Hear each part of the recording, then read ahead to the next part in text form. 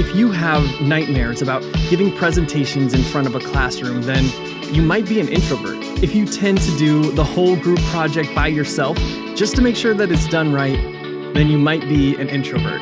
And if your favorite part of the day is finally getting some alone time so that you can kick back and catch up on some YouTube, then, well, I think you get it. For introverts, trying to plan out a career path can be tricky. So many careers involve spending the day interacting with and depending on other people. And maybe that's not for you. Maybe you need your independence and alone time so that you can recharge. Well, luckily, we've interviewed plenty of introverts who have built careers where their personalities can thrive. So let's dig into some of the best jobs that we've found for introverts. I start off my day at the herpetarium. I'm kind of the amphibian and turtle and tortoise guy. So I take care of all the amphibians there. The beginning of the day involves what we call head checks. So you go around, make sure all your animals are as happy and healthy as they were the night before, make sure everybody's where they're supposed to be, and then you can start kind of the day-to-day care. As much as I love animals, and I'm more of an animal person than a people person, I really love educating people and sharing, not only why I'm passionate about these animals and why they're awesome, but also kind of teaching people what conservation is and how the zoo works towards that.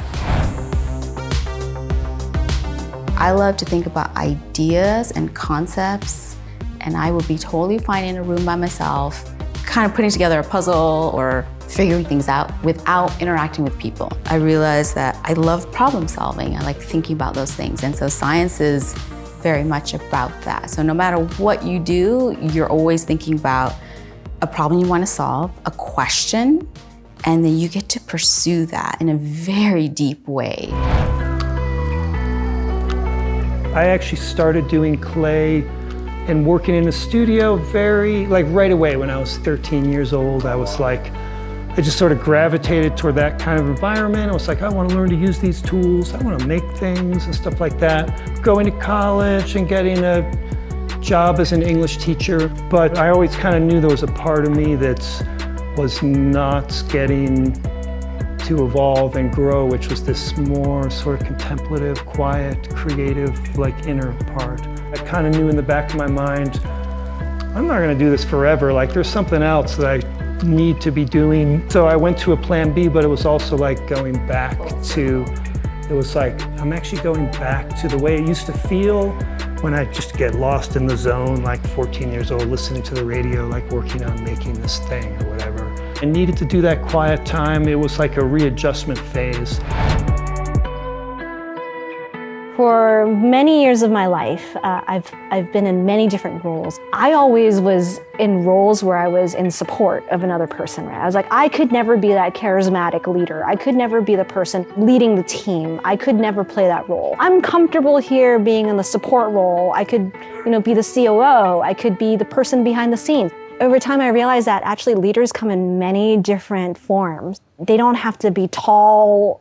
They don't have to be charismatic. They don't have to be extroverted. Once I realized that, I allowed myself to have a chance. I think people came to support me after I was able to express that to others.